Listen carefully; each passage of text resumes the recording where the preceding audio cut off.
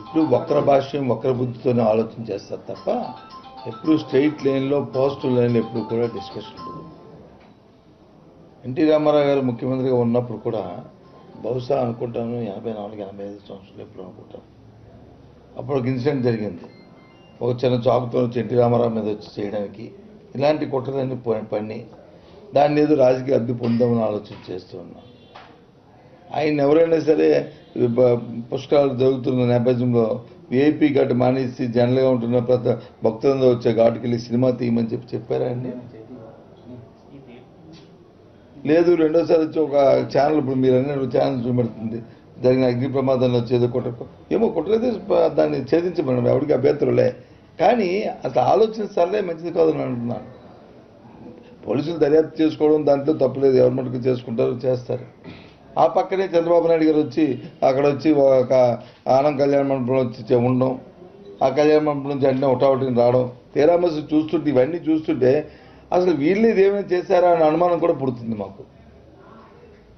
ఇలాంటి క్షుద్ర పూర్తిమైన కార్యక్రమాలు రాజకీయాలు చేయడం అనేది చంద్రబాబు నాయుడు గారికి వెనతో పెట్టిన విజయది.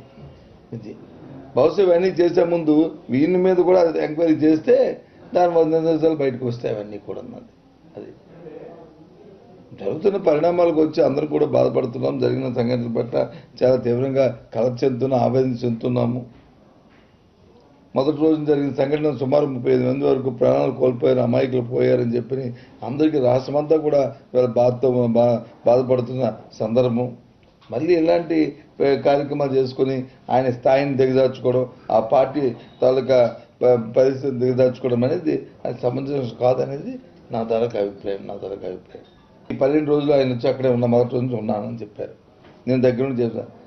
ఈ 15 రోజులు జరిగిన సంఘటన మనం చూసుకుంటే పక్కనే ఇంకో రాష్ట్రం ఉంది, ఆ రాష్ట్రంలో వచ్చి కూడా పుష్కరాలు జరుగుతున్నాయి.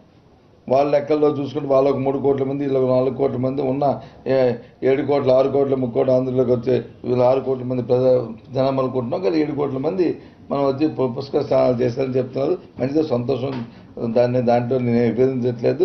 ఆ లెక్కలకు పోను. జనాభా ఎంతమంది స్నానం చేస్తారు, అందరి ఇంట్లో మన అందరి ఇంట్లో వాళ్ళు అందరూ వెళ్ళి చేసామా లేదని పక్కన పెట్టండి. అవన్నీ కూడా దాని గురించి విమర్శలు నేను పోదలుచుకోలేదు.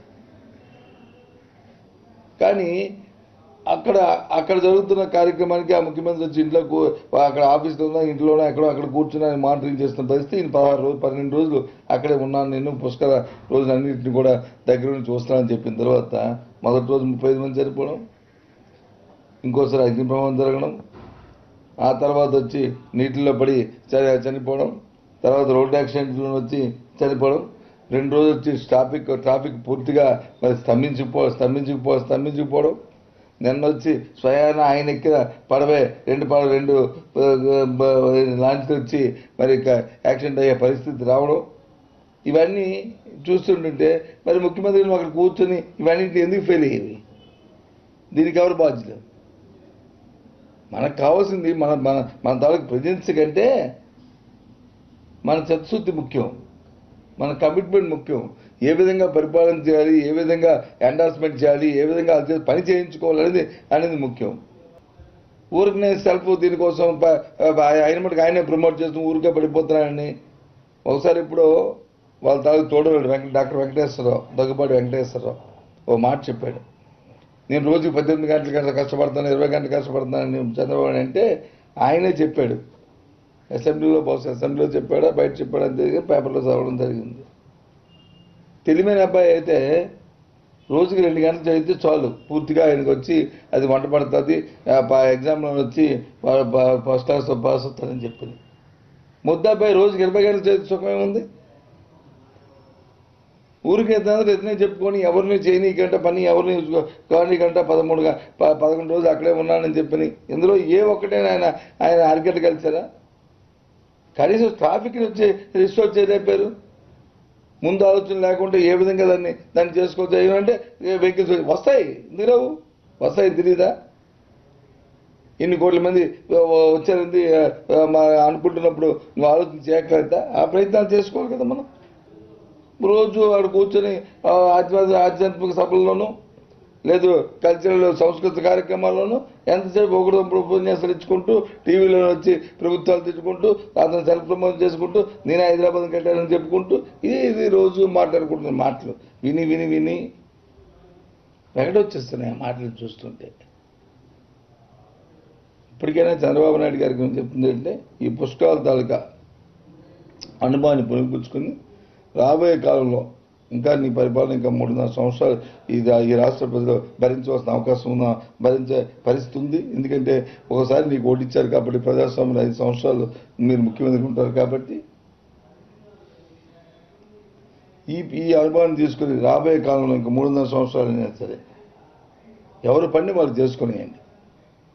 మీరు ముఖ్యమంత్రిగా మీ బాధ్యత వచ్చి ఎవరికి ఎండాల్సి వస్తుందో వాళ్ళు చేసి మీరు మానిటరింగ్ చేయండి. అంతేగాని సిస్టాలను వచ్చి చిన్న డైవర్ట్ చేస్తూ మొన్న పూర్వం ఎందుకు వ్యవస్థ వచ్చి చిన్నపిల్లం చేయడానికి మాత్రం ప్రయత్నం చేయకండి. ప్రజల్ని బాధ్యతగా మీ ముఖ్యమంత్రి పదవి ఒక బాధ్యత అయిన పదవిగా గుర్తించండి. అంతేగాని దాన్ని వచ్చి మీరు ఆర్భాటాలకి లేదు ప్రచారానికి దయచేసి ఆ పదవిని వాడుకోకండి. మీరు ఒక ముఖ్యమంత్రి అనేది మర్చిపోవద్దని చెప్పి చంద్రబాబు నాయుడు గారికి కోరుతున్నాను. సింగపూర్ వెళ్తే ఆంధ్రప్రదేశ్ సంబంధించిన ఎంటర్ప్రీనియర్స్ భారతదేశానికి సంబంధించిన ఎంటర్ప్రీనియర్స్ సింగపూర్లో ఎంతమంది ఉన్నారో చూడమనండి. వాళ్ళందరూ సింగపూర్ వాళ్ళు మనతో పని చేయించుకుంటారు. అక్కడ వాళ్ళు ఇచ్చింది ఏంటంటే సింగపూర్లో జరిగిన ఈ కట్ అండ్ పేస్ట్ ఇవి. అందులో కొన్ని వచ్చి దుబాయ్లో ఉన్న బిల్డింగ్లు, కొన్ని వచ్చి జపాన్లో ఉన్న ఫ్లేవర్ హౌస్ తాలూకా పిక్చర్స్, చైనాలో ఉన్న కొన్ని ఉన్న ఆ రోడ్స్ని వాటన్నింటికి కట్ అండ్ పేస్ట్ తీసుకొచ్చి తయారు చేసింది ఇది. అంతకంటే ఇస్తే బ్రహ్మాండంగా చేసే వాళ్ళు ఉన్నారు. సింగపూర్ వాళ్ళు సింగపూర్ ఇవ్వడం ఏంటండి? ఆంధ్రప్రదేశ్లో అంతకంటే పెద్ద అభివృద్ధి కదా వాళ్ళు ఎంతమంది ఉన్నారు? లేదంటే భారతదేశంలో ఎంతోమంది ఇంతకంటే పెద్దగా ఉన్నవాళ్ళు ఉన్నారు? సింగపూర్ దేశంలోనే ఆంధ్రప్రదేశ్ సంబంధించిన పారిశ్రామిక ఎంతోమంది అక్కడ స్పెషలైజేషన్ చేస్తూ వాళ్ళ ప్రాజెక్టులు చేస్తున్న పరిస్థితి అక్కడ ఉంది. వాళ్ళు ఏం చూడమన్నాడు ఒకసారి వెళ్ళి. ఈయన వ్యాపారం కోసం ఈయన వ్యాపార భాగస్వాములుగా ఉన్న వాళ్ళని తీసుకొచ్చి వాళ్ళకి ఎండార్స్ చేస్తూ దాని ద్వారా వ్యాపారం చేసుకుందామని ప్రయత్నం చేస్తున్నాడు చంద్రబాబు నాయుడు గారు. ఈ విషయాన్ని నేను ఎన్నోసార్లు చెప్పాను. మొదటి రోజునే చెప్పాను నేను. ఇతను పరిపాలన చేయట్లేదు, వ్యాపారం చేసుకుంటున్నారని. రాజకీయ వ్యాపారం చేస్తున్న విషయాన్ని ఆ రోజు చెప్పాను, ఈ రోజు కూడా దాని ఉన్నాను. త్వరలో ఆ విషయాలన్నీ కూడా బయటపడతాయి. ఇవన్నీ కూడా అందులో భాగమే ఇవన్నీ. తోటపల్లి సంబంధించి నేను ఈ మొన్న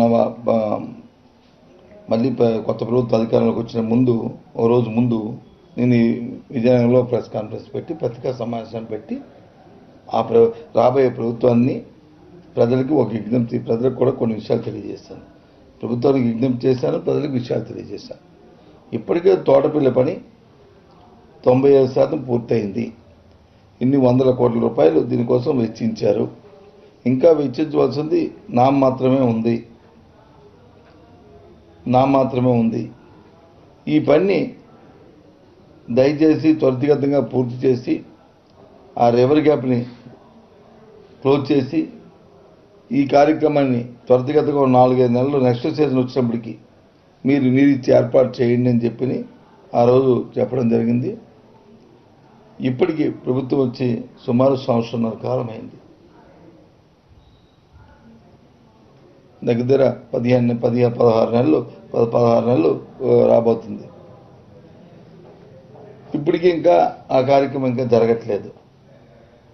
రేపేదో ఆగస్టు 15 అంటున్నారు. కానీ దయచేసి ఇస్తే చాలా సంతోషం, ఇంకా ఇస్తే సంతోషం. కానీ ఇచ్చే పరిస్థితి ఉందా లేదనేది నాకు ఇంకా దాని అనుమానాస్పదంగా ఉంది. ఎందుకంటే 92-93% అప్పటికే పూర్తి చేశాము దాన్ని. ఇంకా 7-8% మాత్రం మిగిలింది. అంకిల్తో మన స్కెచ్లతో కలిపి ఇచ్చాము. అది అంతా కూడా ఏదైతే నేను ఎక్విడేట్ పోయిందో ఆ ఎక్విడేట్ వచ్చి మన హుదూద్ తుఫాన్ సమయంలోనే అది దెబ్బతిన్నది. దాన్ని వచ్చి ఉమ్మతడి పని చేసి దాన్ని చేయడం ఆ కార్యక్రమాన్ని చేశారు.